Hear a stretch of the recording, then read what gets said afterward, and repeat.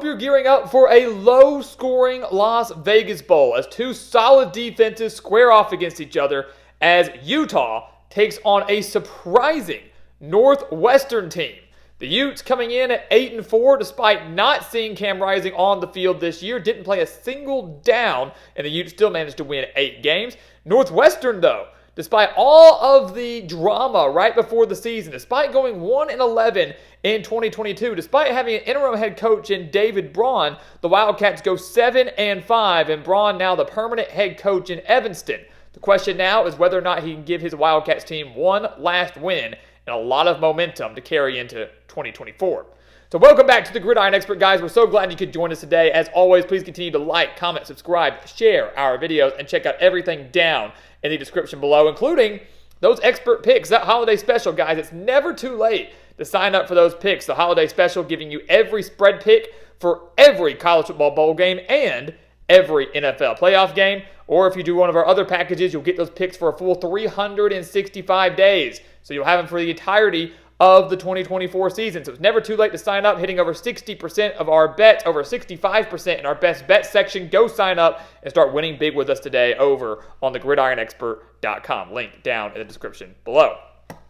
So let's take a look at this game, guys. I mean, again, it's what a wild year has been for both these programs. Utah entered with Pac-12 title aspirations again, but with Cam Rising never taking the field, the offense really never lived up to what it could have been, its full potential. Northwestern, no one expected anything out of the Wildcats. David Braun exceeded expectations, and people are starting to have faith and excitement again around Northwestern football. Take a look at the offense. We'll start with Utah. Again, no Rising, no Nate Johnson. He's not going to be playing in this game, so Bryson Barnes going to get the start in the bowl game, but that's not a shock. That's not a major storyline. Barnes has had plenty of playing time this year, over 1,500 passing yards, 12 touchdowns, also has over 260 rushing yards to go along with it. The problem is Bryson Barnes is not going to have all of his weapons at his disposal like he's had throughout the regular season.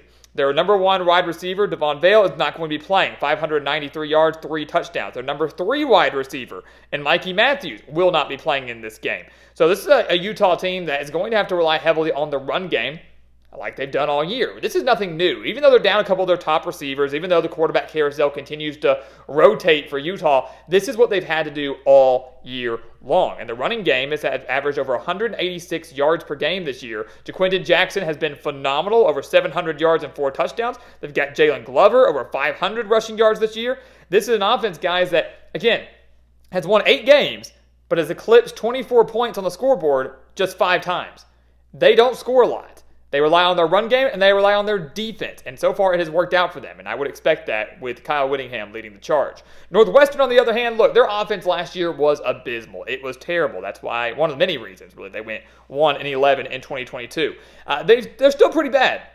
They're just not going to sugarcoat it. They're still pretty bad in 2023, but it has certainly improved. They're competent, I guess I would say. The Wildcats averaging a little over 300 yards per game, just right at 305, 200 passing yards per game, 105 rushing yards per game. That mark is 120th in the entire country. So the running game is practically non-existent for the Wildcats. But, again, kind of similar to Utah, they have found a way to win. They have found a couple of big plays here and there, and they've relied on the strength of their defense, defensive touchdowns, favorable field position to get them in positions to score. The Wildcats have scored over 30 just 4 times this year, but they've scored at least 23 points in all 6 of their wins. So that's something to be said there. If Utah can hold this team to under 23, they're going to be looking okay. 23 points at least in all 6, or in 6 of Northwestern's victories. They've been held to 14 points or less in all 5 of their losses.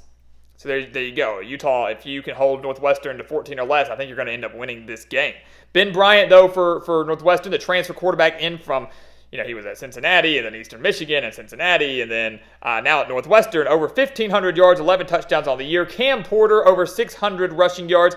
I will say, though, the MVP maybe, and the guy that could make or break this game for Northwestern is actually someone on the special teams, and that's their kicker, and Jack Olson, who's been very, very reliable this year. 14 for 17 on field goals. He is 9 for 11 on kicks from within 30 to 49 yards. So you get him in range, and Olsen more than likely is going to drill a field goal or two, and that could end up being a difference maker whether or not Northwestern wins this game against Utah. Utah defense, that again, is bend but don't break. Get into the red zone, we're going to tighten up and try to force you into a field goal, and that's where Olsen can play a very big role for the Wildcats. Take a look at Utah's defense. Like we said, Northwestern has been held to 14 points or less in all 5 of their losses. So if Utah can do that, they're going to be in good shape. The beauty for this is in Utah's 8 wins. 8 wins for the Utes. Only 2 teams, USC and Colorado, have eclipsed 14 points. So there you go. That shows how good this Utah defense has been, right? The offense isn't that great. The defense is what's kept them in these games. 2 teams, USC and Colorado, are the only 2 teams that have eclipsed 14 points in the wins for Utah, and Utah, again, won both of those games. Utah's 4 losses, in their 4 losses, their opponent has scored at least 21 points, with 3 of them hitting 35. They've suffered a couple blowout losses here and there, right? They got annihilated by Oregon. They got lost by 14 to Oregon State. They allowed 35 to Washington, but held their ground against the Huskies, and a college football playoff team, but still allowed 35 points in that game. So, again, Utah, the defense, the key is just to hold this mediocre Northwestern offense to 14 points or less, and you're golden. I think they got the win in the bag. They are great at rushing the passer, 33 sacks on the year. They have forced 15 turnovers. They're only giving up 308 yards per game. Northwestern, on average, is averaging just 305. So it's about dead even there. This is not a good Northwestern offense, and Utah has, again, proven time and time again against very good Pac-12 competition that it's very hard to move the ball and very hard to score against them. Northwestern, on the other hand, defensively, they're not bad, right? That's kind of how it's kept them in a lot of these games as well. They're giving up just 351 total yards per game, only 192 through the air. So secondary has been really, really strong for the Wildcats. One of the biggest concerning areas is the fact they're giving up nearly 160 rushing yards per game. Doesn't bode well for a Utah team that has a very strong offensive line and a Utah team that wants to run the ball. So if Northwestern wants to win this game, they've got to find a way to stop the run, not just with Jaquindon Jackson and the running game for Utah, but also watch out for Bryson Barnes and a couple of design quarterback runs there. He's not the most mobile quarterback in the world, but he has thrown dual threat capability. If you allow him to get outside the pocket, if you allow him to run all over you, that RPO style isn't going to work for Northwestern. It's going to be a long day for them if they allow Utah to utilize that. You look a little bit deeper into Northwestern's defensive numbers. They've allowed at least 104 rushing yards in all 5 of their losses. They allowed over 130 rushing yards in 3 of their 5 losses. They have to find a way to at least contend at the line of scrimmage. They have to find a way to get a good enough push up front to bottle up the run and force Utah to win the game through the air with a quarterback play that's just been mediocre and without 2 of their top 3 wide receivers. That's what Northwestern has to find a way to do.